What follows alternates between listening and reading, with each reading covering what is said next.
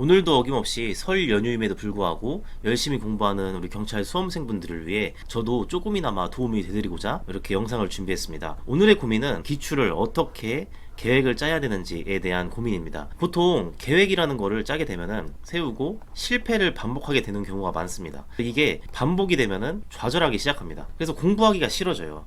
계획을 세울 때는 뭐가 중요하냐면은 여러분들 혹시 적을 알고 나를 알면 100점 100승이다 이 말 아시죠? 근데 보통 적도 모르고 나도 몰라요. 그냥 계획을 완벽히 세우기만 해요. 이제 적도 모르고 나도 모르는 상태에서 완벽하게 계획만 세우니까 실패하는 일이 일어나는 거예요. 제일 중요한 거는 적도 알아야 되고 나도 알아야 돼요. 이 적이라는 거는 지금 기출을 우리가 부시고 싶으니까 기출 문제집이 되겠죠. 그 다음에 나는 내 실력이 될 거예요.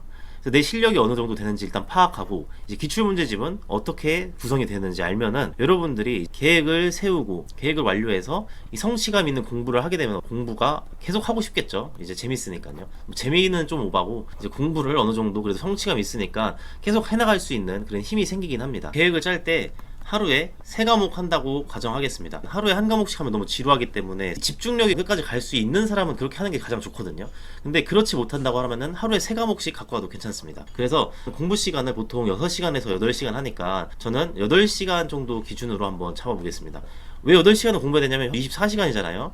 그러면은 8시간 자고 8시간 뭐 밥 먹고 놀고 8시간 공부해도 8시간 정도는 충분히 할 수 있거든요. 6시간 8시간 기준으로 한번 잡아볼게요. 이 경우에는 이제 헌법, 형사법, 경찰학 이렇게 있다고 하면은 헌법 2시간, 형사법 3시간, 경찰학 3시간 이렇게 한번 가져가 볼게요. 그리고 여러분들한테 예시는 오늘 형사법 기준으로 한번 예시를 드려보도록 하겠습니다. 여러분들이 깨부실 이 형사법 기출문제집을 25년 1차 대비 김대한 선생님 책으로 기준을 했을 때 쭉 보면은 각 문항이 어떻게 되는지 파악을 하셔야 돼요. 그 다음에 전체 문항수가 어떤지 1835문제다. 아, 내가 지금 깨부셔야 될 이 수험서는 1835문제구나 라는 거를 먼저 아셔야 됩니다. 이제 여러분들의 적인 형사법 기출문제는 1835문제라는 거를 알았습니다. 그러면 이제 내 실력을 알아야겠죠. 적을 알고 나를 알아야 되니까 내 실력을 파악하기 가장 쉬운 방법은 1시간 동안 어려운 파트를 한번 풀어보는 겁니다. 이 형사법 중에 예를 들면은 재산죄 파트 어렵죠. 재산죄 파트를 1시간 동안 풀어보는 거예요. 그래서 내가 만약에 41문제를 풀었다. 41문제를 풀었다고 가정을 하면은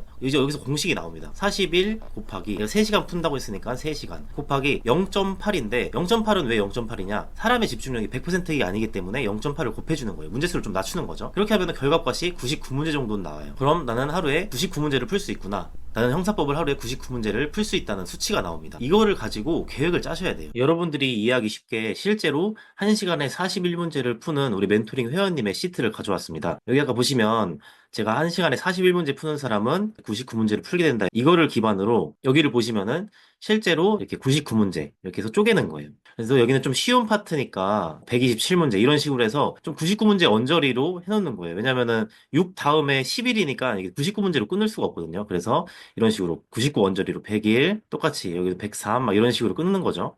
그래서 쭉쭉 끊다가 여기 재산죄 가면은 이제 어려우니까 문항수를 좀 낮추고 이런 식으로 진도를 짜는 거예요. 지킬 수 있게. 그래서 이 진도를 끝까지 했을 때는 18일이 걸리는구나. 내가 1회독을 하는데 이렇게 알 수 있겠죠. 초시생 기준이에요. 그 다음에 이렇게 알게 되고 내가 하루하루 이 파트를 지켜내면은 이제 성취감 있는 공부를 하겠죠.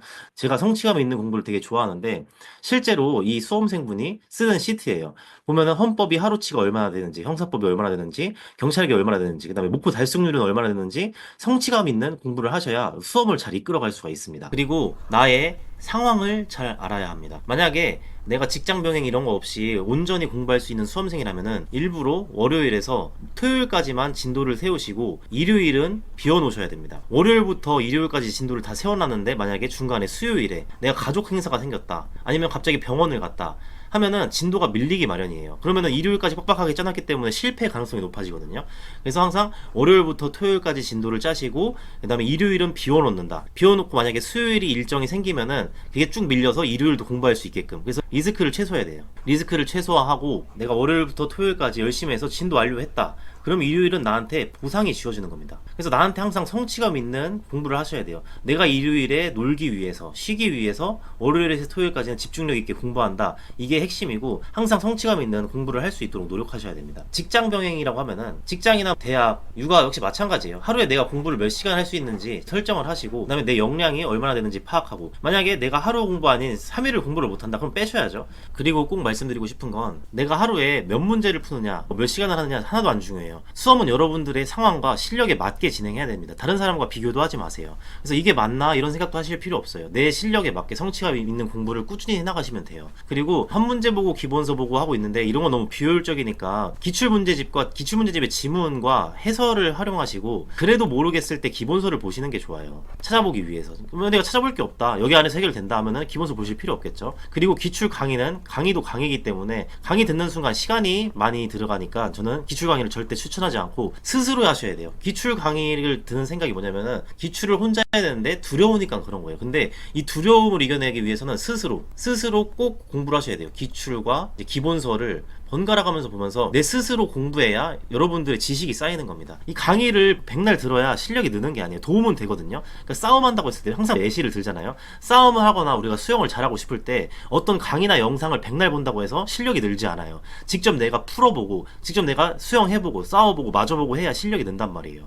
그러니까 역시 여러분 수험도 마찬가지로 내가 실제로 두려워하지 말고 이 기출을 두려워하지 말고 여러분들이 꼭 스스로 푸셔야 돼요. 그래서 강의는 추천하지 않습니다.